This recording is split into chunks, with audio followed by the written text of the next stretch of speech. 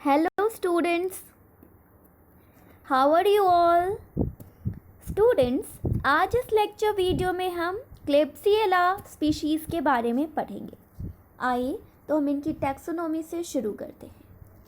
अगर हम इनकी टैक्सोनॉमी की बात करें तो ये किस डोमेन से बिलोंग करते हैं, किस फाइलम से बिलोंग करते हैं, हम इसको इस लेक्चर वीडियो में पढ़ेंगे। स्टूडेंट, तो इनकी डोमेन बैक्टीरिया होती है, फाइलम प्रोटियोबैक्टीरिया होती है, class gamma proteobacteria, order enterobacteriales, family enterobacteriaceae, genus Klebsiella, species Klebsiella pneumoniae, Klebsiella ozaenae etcetera. Students, अगर हम इनकी कैरेक्टरिस्टिक्स की बात करें तो ये ग्राम नेगेटिव होते हैं।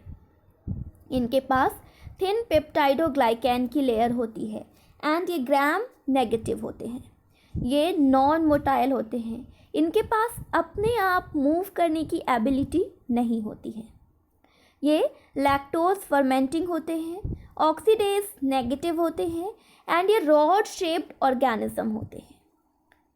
ये gram negative rod shaped organism होते हैं एंड ये फैकल्टेटिव एनारोब होते हैं एंड ये थिक कैप्सूल से सराउंडेड होते हैं एंड ये ऑर्गेनिज्म अपॉर्चुनिस्टिक ह्यूमन पैथोजन की तरह एक्ट करते हैं। स्टूडेंट्स, ये तो इनकी कैरेक्टरिस्टिक्स है। अगर आप मुझसे पूछोगे कि ये पाए कहाँ पे जाते हैं, वेयर इट इज़ फाउंड, तो स्टूडेंट्स ये हमारे इंटेस्टाइन के, माउथ के, स्किन के, नोज़ के, इनके नॉर्मल फ्लोरा में पाए जाते हैं। ये हमारे mouth, skin, nose, intestine and GI tract के नॉर्मल फ्लोरा में पाए जाते हैं। इवन ये सॉइल और वाटर में भी पाए जाते हैं। जनरली क्लैब्सिएला इन्फेक्शन उन्हीं लोगों में फैलाते हैं और उन्हीं लोगों में इन्फेक्शन कॉज करते हैं जिनकी वीक इम्यून सिस्टम होती है, जिनकी इम्यूनिटी वीक होती है। स्टूडेंट्स, अब ये कौन कौन से डिसीज़ कॉज करते हैं? Disease is caused by Klebsiella. तो ये यूरिनरी ट्रैक्ट इन्फेक्शंस कॉज करते हैं, न्यूमोनिया कॉज करते हैं, सेप्टिसीमिया कॉज करते हैं, नोकोसोमियल इन्फेक्शंस कॉज करते हैं, सॉफ्ट टिश्यू इन्फेक्शंस कॉज करते हैं। स्टूडेंट्स, अगर हम इनकी ट्रांसमिशन की बात करें कि ये इन्फेक्शन स्प्रेड कैसे होता है, ट्रांसमिट कैसे होता है, तो मैं आपको इसमें कुछ पॉइंट बताऊंगी। First is spread through exposure to the bacteria via respiratory tract which causes pneumonia. ये बैक्टीरिया के एक्सपोजर से, हमारे रेस्पिरेटरी ट्रैक्ट में बैक्टीरिया के एक्सपोजर से स्प्रेड होते हैं जो कि न्यूमोनिया कॉज करता है एंड ये ब्लड में एंटर हो जाते हैं एंड ये ब्लड स्ट्रीम इन्फेक्शन कॉज कर देते हैं एंड सबसे ज़्यादा ये हॉस्पिटल्स में इनकी स्प्रेड होने की चांसेस होती है पर्सन टू पर्सन कांटेक्ट से। कंटामिनेटेड हैंड और सराउंडेड पीपल हॉस्पिटल में, वेदर वो एम्प्लॉय हो या पेशेंट हो, उसके कंटामिनेटेड हैंड की वजह से, ये पर्सन टू पर्सन कांटेक्ट की वजह से स्प्रेड होते हैं। स्टूडेंट्स, अगर हम और बात करें कि और किस मेथड से ये स्प्रेड होते हैं, तो क्लैब्सिएला बहुत ही ईजली और बहुत ही रैपिडली स्प्रेड होते हैं, लेकिन ये एयर के थ्रू स्प्रेड नहीं होते हैं। And health care settings are most vulnerable to Klebsiella infections. Health care settings जो है वो सबसे ज़्यादा वल्नरेबल होती है क्लैब्सिएला इन्फेक्शन के लिए, क्योंकि ऐसे प्रोसीजर्स हम फॉलो करते हैं वहाँ पे जहाँ पे बैक्टीरिया का इजी एक्सेस मिल जाता है बॉडी में। पेशेंट्स जो कि वेंटिलेटर्स पे होते हैं, कैथेटर्स लगे हुए हैं या वुंड सर्जरी है, उनको सर्जरी से कोई वुंड है, या वो ऐसे पेशेंट जो है वो हाईली प्रोन होते हैं इस डेडली इन्फेक्शन को कैच करने के लिए।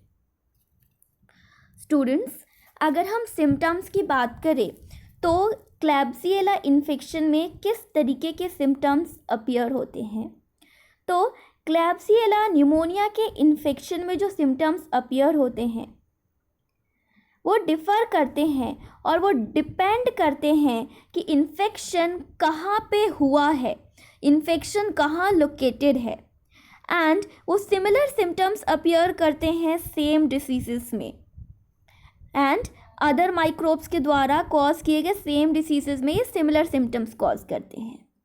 The symptoms of a Klebsiella pneumoniae infection differ depending on where the infection is located and are similar to symptoms of the same diseases caused by other microbes. Other microbes के द्वारा cause किए गए diseases से same symptoms और similar symptoms ये cause करते हैं. And for instance, meningitis from Klebsiella pneumoniae produces the hallmark symptom of bacterial meningitis, including fever, confusion, neck stiffness and sensitivity to bright lights. Students, तो ये कुछ इस तरीके के सिम्टम्स कॉज करते हैं और अपीयर होता है इसमें. ब्लड स्ट्रीम इन्फेक्शन के केस में, बैक्टीरियमिया एंड सेप्सिस के केस में Klebsiella fever, chills, rash, light headedness and ये हमारे मेंटल स्टेट्स को ऑल्टर्ड कर देते हैं. तो इस तरीके के सिम्टम्स अपीयर होते हैं ब्लड स्ट्रीम इन्फेक्शन के केस में एंड बैक्टीरियमिया एंड सेप्सिस के केस में. Pneumonia from Klebsiella pneumonia can result in fever and chills. Students, ये फ्लू लाइक सिम्टम्स भी कॉज करते हैं, लाइक कफ जो कि प्रोड्यूस कर सकता है म्यूकस जो कि येलो ग्रीन और ब्लडी अपीयरेंस होगी जिसकी, एंड ये ब्रीदिंग इश्यूज भी इसमें अपीयर होती हैं. स्टूडेंट्स, तो ये आप कुछ सिम्टम्स देख पा रहे होंगे स्लाइड में, जैसे कि हाई फीवर, चिल्स, स्किन्स में ब्लूनेस सी कॉज हो जाएगी. लंग्स प्रॉब्लम में क्या प्रॉब्लम्स होती है, तो कफ होगा with sputum and shortness of breath होगी, चेस्ट पेन होगा, एंड मस्कुलर की बात करें तो एक मसल्स में एक्स होने शुरू हो जाएंगी. अगर हम सेंट्रल की बात करें तो head x, loss of appetite, mood swings, ये सारे सिम्टम्स अपीयर होते हैं. अगर हम वैस्कुलर की बात करें तो लो बीपी, हार्ट की बात करें तो हाई हार्ट रेट, गैस्ट्रिक की बात करें तो नोजिया एंड वॉमिटिंग, जॉइंट्स की बात करें तो पेन, ये सारे सिम्टम्स कॉज करते हैं और ये सारे सिम्टम्स अपीयर होते हैं इस केस में. अगर हम वायलेंस फैक्टर्स की बात करें तो अडहेशंस, कैप्सूल्स, आयरन कैप्चरिंग कैपेबिलिटी, ये इनके वायलेंस फैक्टर ही, ये इनके 3 वायलेंस फैक्टर्स है. स्टूडेंट्स, अगर हम पैथोफिजियोलॉजी की बात करें तो when the defense mechanism in the respiratory system is abnormal either due to illness, age or fatigue, our body loses fight against microbes. Then these microbes will multiply rapidly and pass from the tube into the alveoli. Students, क्या होता है कि जब हमारा defence mechanism like हमारा respiratory system abnormal है, चाहे वो इलनेस की वजह से हो या एजिंग की वजह से हो या बॉडी लॉस या ऐसी किसी भी प्रॉब्लम की वजह से हो जिसमें हमारी बॉडी की इम्यूनिटी वीक हो गई हो, तो उस केस में हमारी बॉडी इनके अगेंस्ट फाइट को लूज़ कर देती है एंड तब ये माइक्रोब्स के लिए राइट अपॉर्चुनिटी होती है. इसीलिए इनको अपॉर्चुनिस्टिक भी कहा जाता है, अपॉर्चुनिस्टिक पैथोजन भी कहा जाता है. तो इनके लिए वो अपॉर्चुनिटी होती है, ये माइक्रोब्स मल्टीप्लाई करने लगते हैं रैपिडली और ये पास हो जाते हैं वहाँ से ट्यूब से एल्विलाई में, एंड देन ये ट्रिगर करते हैं इन्फ्लेमेटरी रिएक्शन जो कि जनरेट करता है बहुत सारे इन्फेक्शंस, फ्लूइड्स, जैसे कि वो फ्लूइड्स में बहुत सारे microbes, dead antibodies and fluids from the edges और इन ब्लड वेसल्स, ये सारे फ्लूइड्स फॉर्म करते हैं.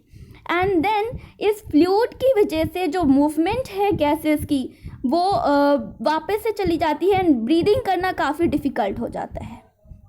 Then this fluid will block the movement of gases की मूवमेंट को वो ब्लॉक कर देती हैं, जिसकी वजह से ब्रीदिंग करना काफ़ी डिफ़िकल्ट हो जाता है.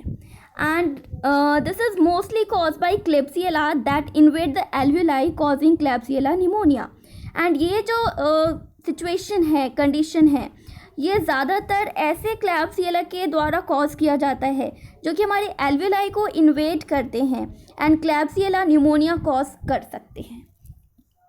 आप देख सकते हैं कि इसमें आप देख सकते हैं कि ये हमारे ट्यूब है एंड ये एल्विलाई है, और आप ऊपर देख सकते हैं ये नॉर्मल एल्विलाई है, ये नॉर्मल एल्विलाई है। निमोनिया के केस में आप देख सकते हैं इसमें लिक्विड एक फिल हो गया, फ्लूइड फिल हो गया है, जिसकी वजह से ब्रीदिंग प्रॉब्लम शुरू हो जाती है क्योंकि गैसेस ब्लॉक हो जाते हैं।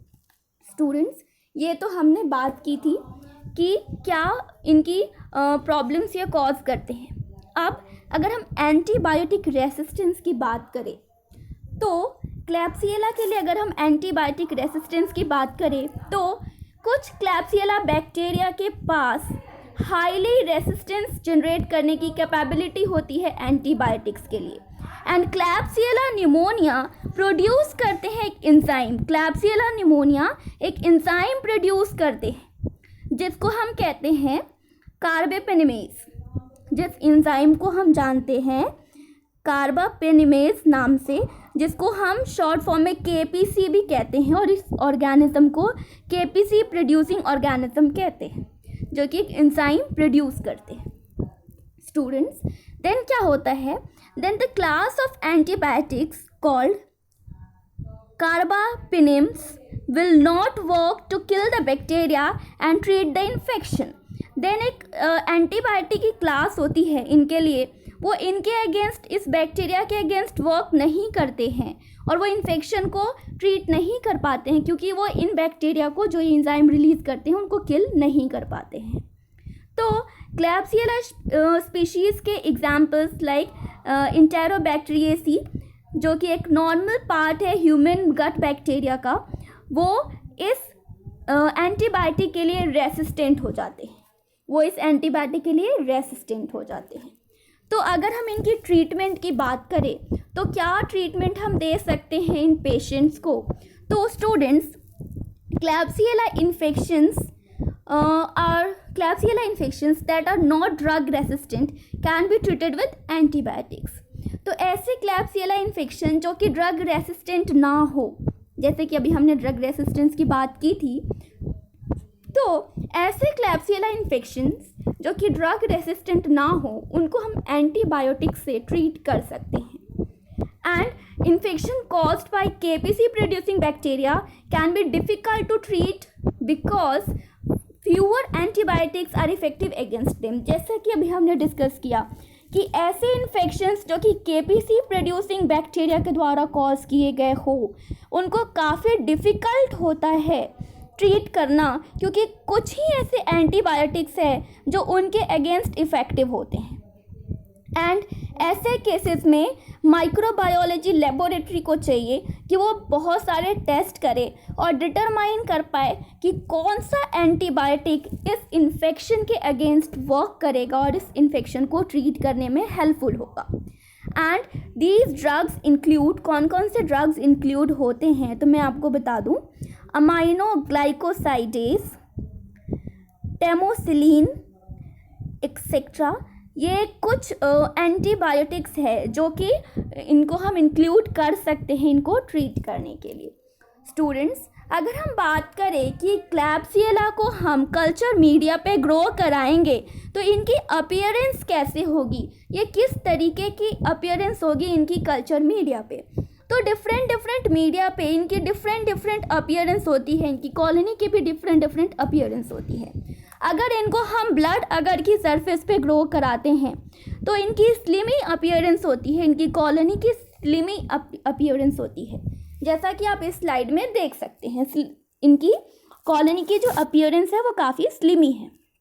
अगर इनको हम मैकॉन्की अगर के सरफेस पे ग्रो कराएंगे तो ये रेड और पिंक कलर की कॉलोनी फॉर्म करेंगे, जैसा कि आप देख पा रहे हैं मैकॉन्की अगर की सरफेस पे ये रेड और पिंक कलर की कॉलोनी फॉर्म करते हैं, जैसा कि आप देख पा रहे हैं क्लैप्सियला की कॉलोनी है। अगर इनको हम EMB मीडिया की सरफेस पे ग्रो करा रहे हैं तो क्लैप्सियला स्पीशीज़ जो है वो large mucoid pink to purple colour की कॉलोनी फॉर्म करते हैं and with no metallic green sheen on EMB agar. Students, अगर हम बात करें इनकी स्टेनिंग की तो इनके पास कैप्सूल्स प्रेजेंट होते हैं, जैसा कि हमने स्टार्टिंग में ही पढ़ा था। और इंडियन इंक कैप्सूल स्टेन करेंगे हम अगर इनकी कैप्सूल की स्टेनिंग के लिए हम इंडियन इंक कैप्सूल स्टेन करेंगे तो किस तरीके से इनकी अपीयरेंस होगी, माइक्रोस्कोप में किस तरीके से अपीयर होंगे। तो जो बैकग्राउंड होगा वो हमें डार्क दिखेगा एंड जो बैक्टीरियल सेल्स है वो पर्पल कलर के स्टेन्ड होंगे एंड जो कैप्सूल की प्रेजेंस है वो काफ़ी क्लियरली हम देख सकते हैं डार्क बैकग्राउंड में। हम काफ़ी क्लियरली डार्क बैकग्राउंड में कैप्सूल की अपीयरेंस को देख पा रहे हैं स्टूडेंट्स। तो स्टूडेंट्स ये तो इनकी स्टेनिंग की बात हुई। Thank you so much. I hope आपको इस लेक्चर वीडियो में समझ में आया होगा एंड आपने इन्जॉय किया होगा। Thank you so much students.